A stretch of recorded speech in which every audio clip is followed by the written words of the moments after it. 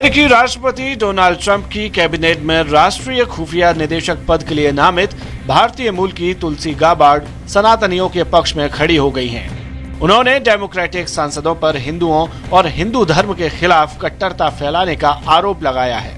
If anyone is sincerely interested in knowing more about my own personal spiritual path of Hinduism, I welcome you to go to my account on X where I'll share more on this topic.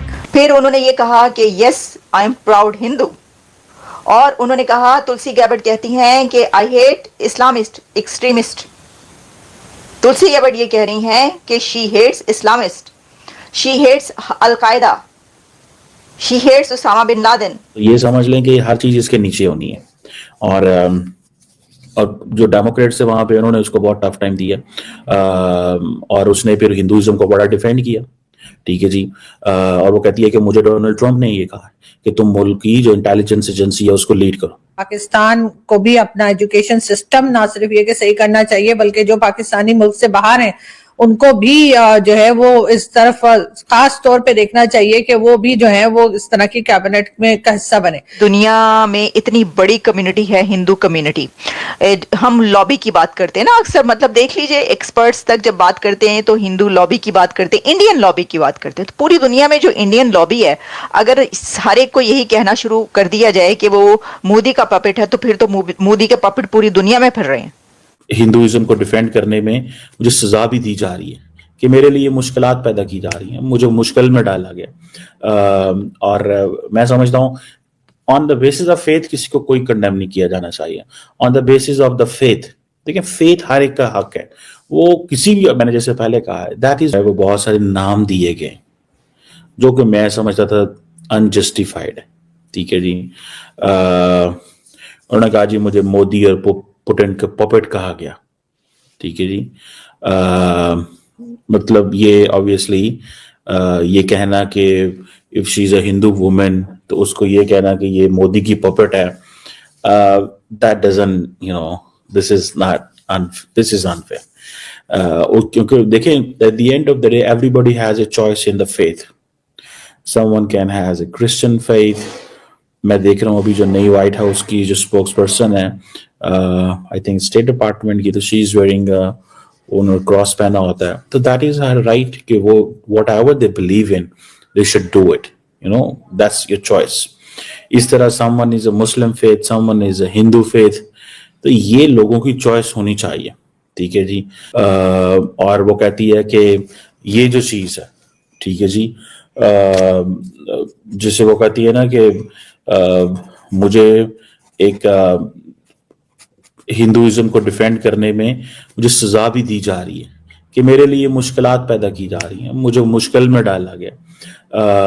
और मैं समझता हूँ on the basis of faith किसी को कोई condemn नहीं किया जाना चाहिए। On the basis of the faith, देखिए फेथ हर एक का हक है, वो किसी भी, मैंने जैसे पहले कहा है, दैट इज योर चॉइस। आप किसी की चॉइस के ऊपर आप उसको तंग नहीं कर सकते। और आपको उसके वर्क की बेस के उसको कंडेम करना चाहिए या प्रेज करना चाहिए, उसकी एक्शंस की बेस के ऊपर उसको ग्रिल करना चाहिए, उसकी चॉइस क्या है। ठीक है जी। And there is no religious test anywhere in the world, by the way. ठीक है जी। And above all for the qualification for any kind of a position anywhere in the world, other than कि आपने अगर किसी mask, मंदिर, synagogue का preacher बनना है, तो देन आपकी जो रिलीजियस क्वालिफिकेशन देखी जा सकती है।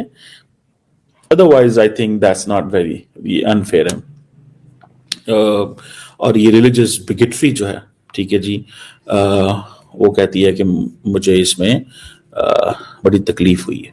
मैं she makes it very clear. ठीक है जी। देखिए, तुलसी गैबर्ड से जो सवाल जवाब हुए उसके अंदर, जैसा मैंने कहा कि बड़े सख्त सवाल जवाब हुए, और तुलसी गैबर्ड ने खुल के उसके ऊपर बोला, और उन्होंने कहा है कि बीइंग हिंदू उनको क्या क्या कुछ फेस करना पड़ा। एक हिंदू होने के नाते उनको कहा गया कि वो मोदी की पपेट हैं। उन्होंने कहा कि लोग ये कहते हैं आई एम मोदीज पपेट, लोग ये कहते हैं आई एम ट्रम्प्स पपेट, लोग ये कहते हैं कि आई एम पुटिन्स पपेट। اور میں کیونکہ ہندو ہوں تو اس لیے لوگ میرے اوپر کیا کیا مجھے کچھ سننا پڑا اور دیکھنا پڑا، کیسے کیسے لوگوں نے مجھے تانے دیے اور مجھے تنگ کیا. پھر انہوں نے یہ کہا کہ یس آئی ایم پراؤڈ ہندو. اور انہوں نے کہا تلسی گیبٹ کہتی ہیں کہ آئی ہیٹ اسلامسٹ ایکسٹریمسٹ. تلسی گیبٹ یہ کہہ رہی ہیں کہ شی ہیٹس اسلامسٹ، شی ہیٹس القاعدہ، شی ہیٹس اسامہ بن لادن.